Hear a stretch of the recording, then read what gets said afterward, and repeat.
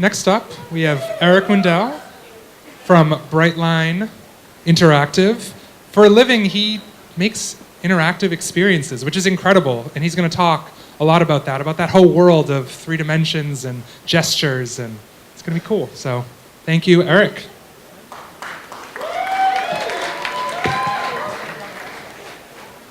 Since last November, Microsoft has sold over 10 million units of a gesture console called Kinect. And the code is open source now, and the challenge is to develop standards so that people can actually use it. So here are the boundaries. And I'd first like to explore inappropriate gestures, and I planned on doing this, so I have to do it. Now, winking's a little bit different. It's an in-between gesture. It can be interpreted multiple ways depending on how and when it's delivered to the person. You can see things that are very awkward and also very calming. So, a positive gesture. The thumbs up. It's a ubiquitous, from Jesus to Borat to Vader to Norris. It's good all the time. So let's get to the topic at hand. And this is essentially the changing face of digital experiences is happening right before our eyes. And what it is that for the first time, the human body has been unlocked to control the digital place. One of the first major inventions was the mouse. It was invented by the Canadian Royal Navy back in 1952, and it took another 10 years to actually get the patent in place. And the next major development was the touchscreen back in 1967 for air traffic controllers.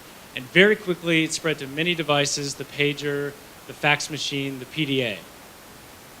And today in our iPhones and iPads and e-books, we have multi-touch, which basically just means that you have multiple points of contact that the screen understands, and you have enhanced manipulation of the interface. Then came the Wii. This was the first product that actually integrated gesture with the activity, but the user can stand back with a wand in their hand to control and physically move the application.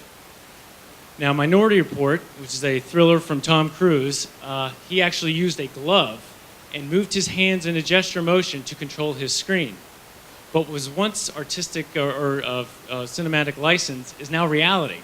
But now there's no gloves, and Microsoft is leading the way in this technology. It actually uses 2 infrared cameras and a laser to map the human body, and their application is for educational value or entertainment value.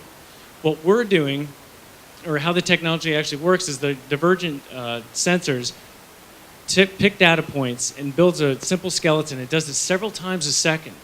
And it does this by getting the distance between 2 joints. And what happens with this map is then we analyze it with motion algorithms and determine if a gesture has occurred. And if one has, then we'll trigger an event. It actually makes the body the controller. So much so that we can do things now like virtual mirrors. And we can also create avatars that we move in real time. Could you imagine that like in Second Life? So what are appropriate gestures? Because remember, there's no clicking at all. So you have to do things like placing and holding, or 2-hand pushing, or the lower 45-degree angle, or my favorite, touchdown. So this is a game changer for our business. Basically, you have audiences that are now engaged at a distance, but the person who's actually working the screen is amongst the audience, and the impact is great. We can also do full motion activities so that people at a heightened emotional state are given a targeted message, and the data that we're getting back is that it's just amazing results, and it's really great. The touchscreen has its issues, and I love touchscreens, but because they're shared, they get dirty, and a lot of people don't like to approach them just because it's a new interface. What's neat about Kinect and gesture is that there's a distance between the user and the screen, and we can use that for additional branding opportunities or ROI, and makes it a much more social atmosphere. If we combine this with a technology like RFID and the embedded camera that's actually in the sensor, we can actually tap directly into Facebook or some other social media outlet and do real-time social media and real-time metrics.